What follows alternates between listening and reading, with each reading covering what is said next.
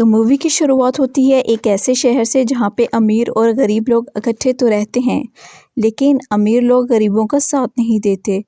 और इसी गौतम शहर के अंदर इस मूवी का हीरो या जिसे एंटी हीरो कह सकते हैं आर्थर भी रहता है, जो कि खुद को जोकर का मेकअप कर रहा होता है। और इसी दौरान बैकग्राउंड में टीवी की आवाज़ आती है जिसमें न्यूज़ के ज़रिए से बताया जाता है कि शहर की हालत बहुत ख़राब हो रही है। महंगाई के बारे में बात की जा रही होती है और शहर के बिगड़े हुए हालात के बारे में बात की जा रही होती है। लेकिन इस शहर की किस्मत का फ़ैसला अमीर लोगों के हाथ में था, क्योंकि इन लोगों के हाथ में इतना पैसा और पावर थी कि वो अपनी मर्ज़ी के मुताबिक हालात को ढाल सकते थे, जिसकी वजह से अमीर लोग अमीर से अमीरतर हो रहे थे और गरीब लोग गरीब से गरीबतर। अब नेक्स्ट सीन में हमें बताया जाता है कि आर्थर एक म्यूज़िकल कंपनी जिसका नाम था एवरीथिंग मस्ट गो, वो अपने हाथ में कंपनी का साइन बोर्ड लेके लोगों को अट्रैक्ट कर रहा होता है। इसी दौरान एक शरारती बच्चों का ग्रुप आता है जो कि इससे साइन बोर्ड छीन लेते हैं और वो भागने लगते हैं। जोकर अपना साइन बोर्ड लेने के लिए उनके पीछे भागता है और वो लड़के बहुत दूर निकल जाते हैं। फिर इनमें एक शरारती लड़का वो साइन बोर्ड आर्थर के मुंह पे मारता है, जिसकी वजह से साइन बोर्ड टूट जाता है और आर्थर नीचे गिर जाता है। अब ये सारे लड़के मिलके उसको मारना शुरू कर देते हैं और फिर उसे ये कहते हुए कि ये तो नकारा है, ये हमारा मुकाबला कैसे कर सकता है, और इसे वहीं छोड़ के चले जाते हैं।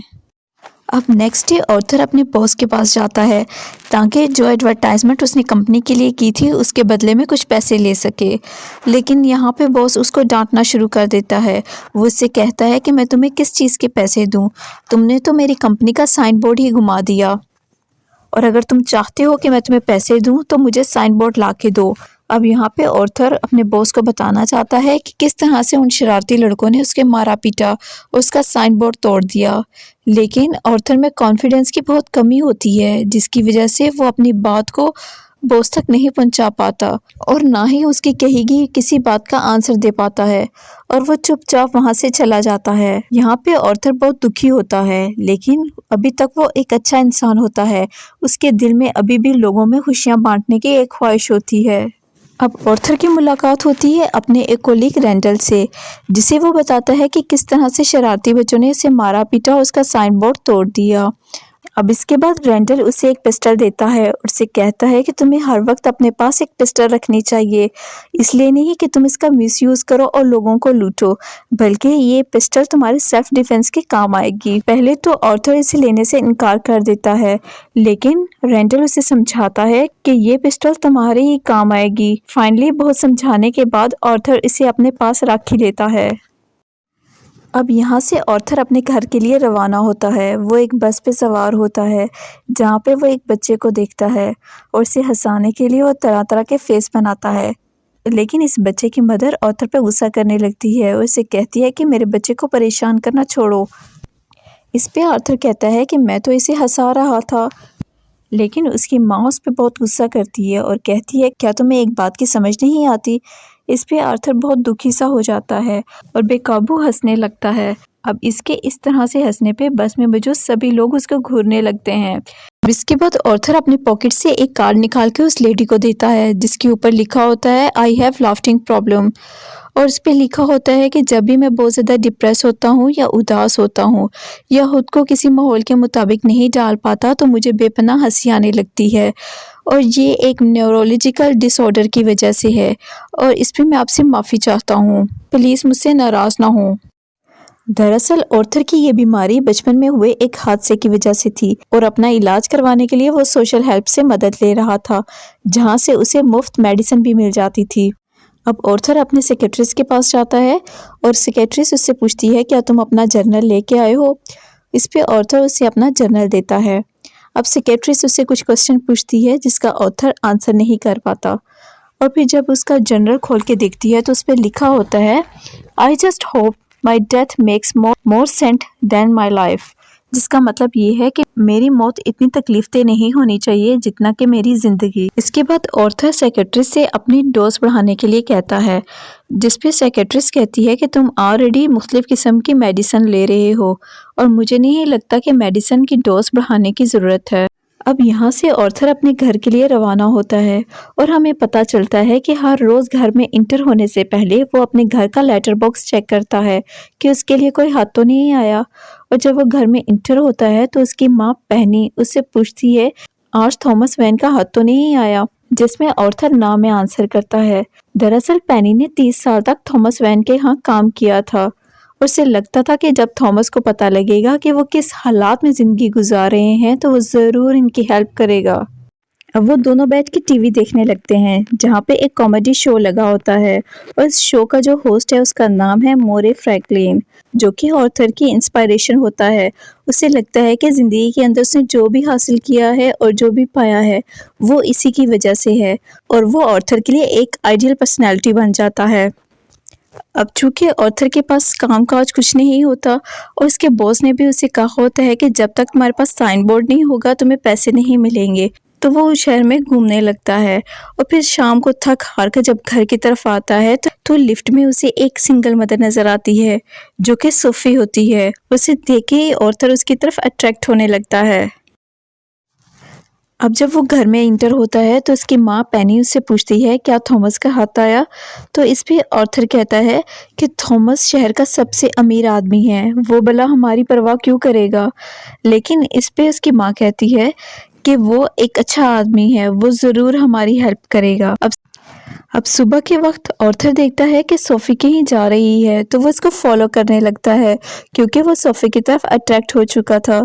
अब शाम के वक्त सोफी उसके घर आती है, उससे कहती है कि मैंने नोटिस किया कि तुम मेरा पीछा कर रहे थे, तो इस पे ऑर्थर हाँ में आंसर करता है। लेकिन सोफी से डांटने के बजाय मुस्कुराने लगती है और फिर इनमें दोस्ती हो जाती है और इनके दरमियान दूरियां भी खत्म होने लगती हैं।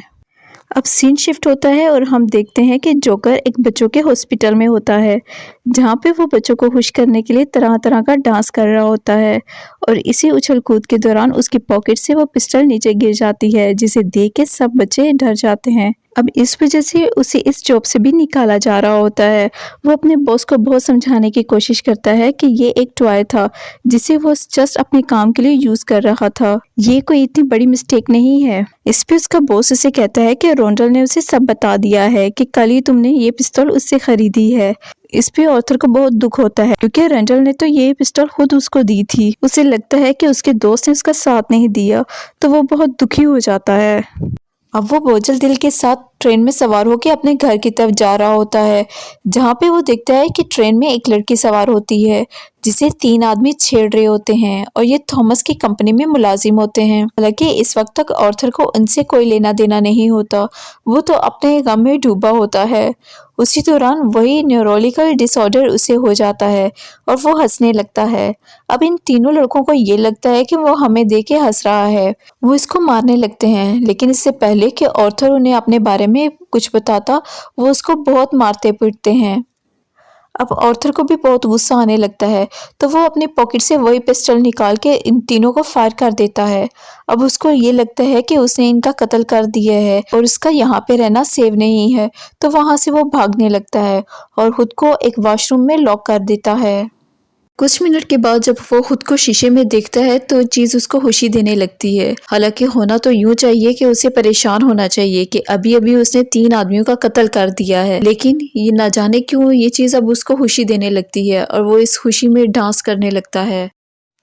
यहाँ पे हम देखते हैं कि जब किसी इनोसेंट आदमी से उसकी मासूमियत छीन ली जाती है, किस तरह से वो एक विलन में तब्दील हो जाता है। अब जब ऑर्थर घर वापस आता है तो वो देखता है कि टीवी के अंदर एक शो चल रहा होता है जिसमें उन्हीं 3 आदमियों के बारे में बात की जा रही होती है जिनका ट्रेन में बेदर्दी से कत्ल हुआ था। और थॉमस बताता है कि वो उसकी कंपनी में काम करते थे और वो बेसिकली अच्छे आदमी थे जिनका बहुत बुरे तरीके से कत्ल हुआ है और जिस आदमी ने भी इनका कत्ल किया है वो एक जोकर के फॉर्म में था। लेकिन अफसोस की बात यह है कि लोग अपनी सिंपैथी उस जोकर के लिए दिखा रहे हैं और सभी लोग जोकर को ठीक मान रहे हैं और उसी का साथ दे रहे हैं। अब ऑर्थर अपने सेक्रेटरीज के पास जाता है और सेक्रेटरीज उससे कहती है कि ये उनकी आखिरी मुलाकात है क्योंकि गवर्नमेंट ने उनका बजट बहुत कम कर दिया है। अब उनके पास इतने सोर्सेज नहीं है कि वो आप जैसे गरीब लोगों की हेल्प कर सकें। अब इस पे उदास ऑर्थर मजीद दुखी हो जाता है और वहां से चला जाता है। अब हम दूसरी तरफ देखते हैं कि ऑर्थर स्टैंड अप कॉमेडियन बन के एक शो में जाता है जहाँ पे वो अपनी परफॉर्मेंस देने वाला था, लेकिन बहुत से लोगों को अपने सामने देख के वो नर्वस हो जाता है और यही नर्वसनेस उसे हंसी की तरफ ले जाती है और वो इतना हंसता है कि उसकी सारी परफॉर्मेंस ख़राब हो जाती है और फिर शर्मिंदा होकर वो इस शो से वापस आ जाता है। आज जब वो घर वापस आता है तो उसकी माँ उसे एक लेटर पोस्ट करने के लिए देती है जो कि उसने थॉमस वैन के नाम लिखा होता है। लेकिन इस लेटर को पोस्ट करने से पहले थॉमस उसे पढ़ लेता है जिस पे लिखा होता है कि मेरे बेटे को तुम्हारी ज़रूरत है। ये पढ़ के ऑथर का दिल टूट जाता है और वो अपनी माँ से पूछता है आखिर तुम इस बंदे को क्यों हाथ लिख रही हो जो हमें कीड़ा सामान समझता है। लेकिन उसकी माँ उसे कहती है कि ऐसा नहीं है और फिर उसे असल हकीकत बताती है कि उसकी माँ और थॉमस रिलेशन में रह चुके थे और वो शादी करना चाहते थे, लेकिन समाज की वजह से वो शादी नहीं कर पाए क्योंकि थॉमस बहुत अमीर आदमी था और पेनी बहुत गरीब। और फिर ये बताती है कि थॉमस ने मुझसे एक लेटर साइन करवाया था कि इसके बाद मैं उनसे ना मिलूं, जिसकी वजह से अब हम इस हाल में हैं। अब इन सारी बातों को समझने के बाद ऑथर थॉमस से मिलने के लिए चला जाता है और जब वो वहाँ पे पहुँचता है तो थॉमस के छोटे बेटे को देखता है। अब उसे देख के उसे बचपन की याद आ जाती है और वो इस बच्चे को हंसाने लगता है क्योंकि वो दिल से तो एक जोकर ही था। इतने में थॉमस का बटलर अल्फ्रेड वहाँ पे आ जाता है जो कि बच्चे को कहता है कि तुम्हें अजनबी से बात नहीं करनी चाहिए। तो आर्थर कहता है कि मैं कोई अजनबी नहीं हूँ, मेरी माँ ने यहाँ पे 30 साल तक काम किया है। लेकिन अल्फ्रेड उसकी बातों का यकीन नहीं करता और उसे यहाँ से जाने का कहता है और कहता है कि अगर तुम यहाँ से नहीं गए तो मैं पुलिस को बुला लूँगा। अब आर्थर उससे कहता है मेरी माँ यानी पेनी और आर्थर का अफेयर रह चुका है, वो दोनों एक साथ रहा करते थे और मैं किसी और का नहीं बल्कि थॉमस का ही बेटा हूँ। इस पे अल्फ्रेड कहता है तुम्हारी माँ एक पागल थी जिसने मनगढ़ंत कहानी बनाई है और तुमसे झूठ बोला है कि थॉमस तुम्हारा बाप है, हालांकि ऐसा नहीं है। ये बातें सुन के आर्थर पे अगेन बहुत इफेक्ट पड़ता है और वो वहाँ से चला जाता है। अब आर्थर जब घर आता है तो उसकी माँ को एक एम्बुलेंस के ज़रिए से हॉस्पिटल लेके जाया जा रहा होता है। दरअसल उसकी माँ को एक स्ट्रोक आता है और अपनी माँ की बीमार हालत को देख के आर्थर बहुत ज़्यादा दुखी होता है। इतने में पुलिस वाले उसके पास आते हैं और इसे इन्वेस्टिगेट करने लगते हैं। वो इससे पूछते हैं कि क्या तुम्हें ट्रेन में कत्ल हुए 3 आदमियों के बारे में पता है। अब आर्थर यहाँ पे अनजान बनने की कोशिश करता है और वो कहता है कि मुझे तो इनके बारे में कुछ भी नहीं पता। और यहाँ पे आर्थर को ये भी पता लगता है कि जो क्वेश्चन उससे पूछे जा रहे हैं वही क्वेश्चन उसकी माँ से पूछे गए थे, जिसकी वजह से उसकी माँ को स्ट्रोक आया है। अब आर्थर अपनी माँ के पास आके बैठ जाता है जहाँ पे सोफी भी मौजूद होती है और वो दोनों बातें करने लगते हैं। अब वो टीवी में एक शो देखते हैं जिसको मोरे फ्रैंकलिन होस्ट कर रहा होता है और वो एक क्लिप चलाता है जो कि आर्थर की होती है जिसमें आर्थर ने स्टैंड अप कॉमेडियन बनने की कोशिश की थी और वो लोगों के सामने इस पर क्रिटिसाइज करता है और कहता है कि कुछ लोगों को कॉमेडी करने ही नहीं आती, जिसको देख के आर्थर को बहुत ज़्यादा दुख होता है कि वो आदमी जिसको इसने कभी आइडियल माना था वो इसका किस तरह से मजाक उड़ा रहा है और इसकी बीमारी को सबके सामने रख के किस तरह से उसकी इंसल्ट की जा रही है। ये सब बातें उसको बहुत दुखी कर देती हैं। यहाँ हमें शहर के हालात के बारे में पता चलता है जो कि काफ़ी बिगड़ रहे होते हैं। कुछ लोग जोकर का लिबास बदलकर इधर उधर घूम रहे होते हैं और इस पॉइंट पे हमें पता चलता है कि अमीर और गरीब लोगों के दरमियान एक दीवार बन गई है जहाँ पे अमीर लोग जो चाहे कर सकते थे, जबकि गरीब लोगों को उसी चीज़ को पाने के लिए एक हाथ पार करनी पड़ती थी। इन सब बातों को देख के ऑथर हैरान नहीं बल्कि बहुत खुश होता है क्योंकि ये सब लोग जोकर से इंस्पायर होकर ये सब कुछ कर रहे थे और ऑथर को भी लगता है कि फर्स्ट टाइम उसके काम की तारीफ की जा रही है। अब गौथम शहर का थिएटर दिखाया जाता है जहाँ पे चार्ली चैपलिन की मूवी लगी होती है और शहर के सभी अमीर लोग इस मूवी को देखने के लिए आते हैं, जबकि थिएटर के बाहर गरीब लोग इनका प्रोटेस्ट कर रहे होते हैं। एक तरफ तो अमीर लोगों के पास इतना पैसा है कि वो अपनी मौज मस्ती को पूरा करने के लिए महंगी महंगी मूवियाँ देख रहे हैं, जबकि गरीब लोगों के पास खाने के लिए पैसे नहीं है तो वो इनके खिलाफ प्रोटेस्ट कर रहे होते हैं, जिसको देख के जोकर बहुत खुश होता है। उसको लगता है कि अब वो इन सब का हीरो है। इसी बीच में वहाँ पे पुलिस आ जाती है जो कि तमाम गरीब लोगों को और उन लोगों को जो प्रोटेस्ट कर रहे होते हैं उनको यहाँ से हटाने की कोशिश करती है और हर तरफ भगदड़ मच जाती है, जिससे फ़ायदा उठा के ऑथर अंदर चला जाता है ताकि वो अपने पापा से मिल सके। यहाँ पे ऑर्थर की मुलाकात अपने बाप थॉमस वेन से होती है और इसको बताता है कि वो उन्हीं का बेटा है जो कि पेनी फ्लैग से पैदा हुआ था। लेकिन थॉमस इसे इनकार कर देता है और वो कहता है कि वो किसी पेनी को नहीं जानता और फिर इसे इतनी जोर से मुक्का मारता है कि इसके नाक से खून आने लगता है और इसे कहता है यहाँ से चले जाओ। इन सब बातों से ऑर्थर इतना डिप्रेस हो जाता है कि वो खुद को सजा देने के लिए खुद को फ्रिज में बंद कर लेता है। इतने में पुलिस वालों की कॉल आती है जो कि उन 3 मर्डर्स के बारे में इन्वेस्टिगेट कर रहे होते हैं। वो ऑर्थर से कहते हैं कि वो इसके बारे में इससे बात करना चाहते हैं। इतने में ऑर्थर को पता लगता है कि मोरे फ्रैंकलिन ने जो क्लिप उसका अपने शो में चलाया था वो बहुत ज्यादा वायरल हो चुका है और इस वजह से मोरे उसे अपने शो पे बुलाना चाहता है। अब ऑर्थर भी उसके शो में जाने के लिए डिसाइड कर लेता है।